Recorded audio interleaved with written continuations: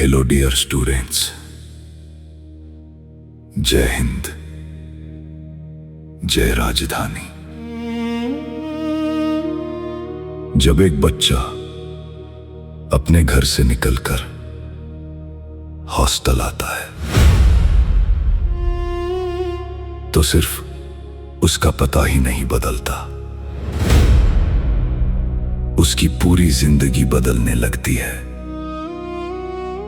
पहली रात सबसे कठिन होती है। घर याद आता है, मां की आवाज याद आती है, पिता का चेहरा याद आता है। भीड़ के बीच भी वो बच्चा अकेला महसूस करता है और उसी समय अंदर एक युद्ध शुरू होता है। याद रखिए, प्रकृति का नियम है कि हर बड़ा परिवर्तन पीड़ा के बाद ही आता है।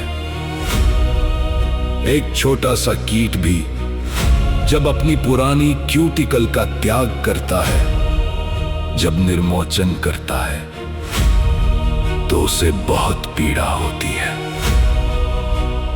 उसका पुराना रूप टूटता है, पुरानी परतें छूटती हैं, लेकिन उसी पीड़ा के बाद वो एक नए रूप में जन्म लेता है। ठीक वैसे ही जब आप घर छोड़कर हॉस्टल आते हैं तो आपकी पुरानी आदतें टूटती हैं, आपका आराम छूटता है, आपका बचपना पीछे छूटता है और यही पीड़ा धीरे धीरे आपको मजबूत बनाती है। याद रखिए, जो इंसान सिर्फ आराम में जीता है वो कभी बड़ा नहीं बनता। बड़ा वही बनता है जो दर्द सहना सीखता है। जब बाकी बच्चे घर की आरामदायक नींद में सो रहे होते हैं और आप रात में संघर्ष कर रहे होते हैं, तो समझ लीजिए आपके अंदर एक नया व्यक्तित्व जन्म ले रहा है।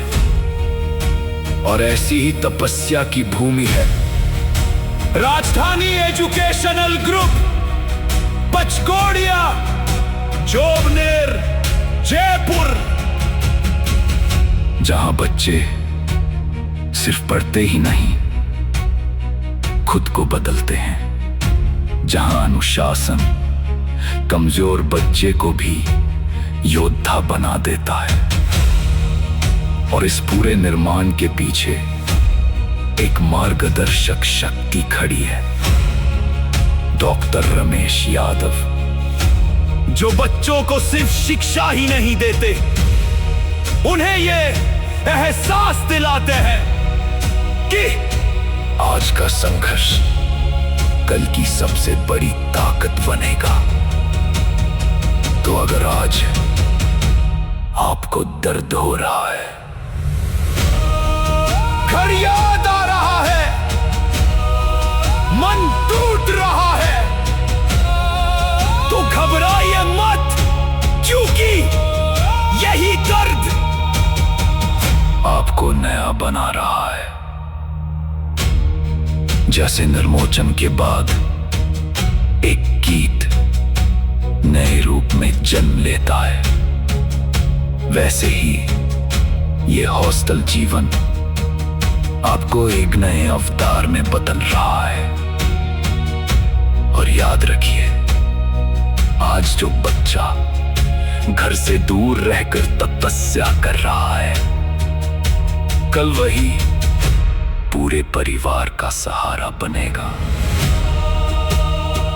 राजधानी एजुकेशनल ग्रुप, पचकोड़िया, जोबनेर, जयपुर, जहां पढ़ाई ही नहीं तपस्या होती है, जहां बच्चे ही नहीं भविष्य के योद्धा तैयार होते हैं।